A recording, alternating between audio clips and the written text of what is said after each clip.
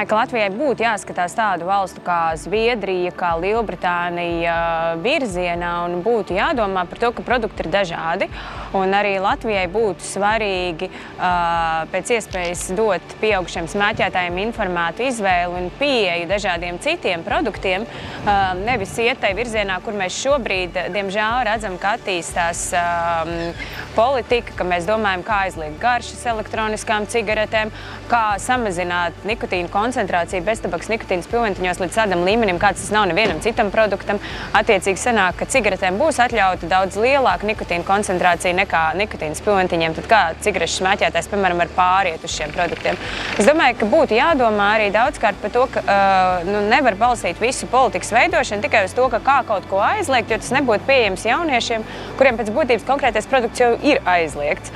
Un kā aizliegums deklaratīvā formā, kurš vienkārši ir uz papīra vai tabaks likumā, bet kuram nav efektīva ieviešana, nav nekāda kontrola, nav skaidrs, kā tad jaunieši labi, jā, tad būs aizliegts kaut kas un visi pirks nelegālā tirgu.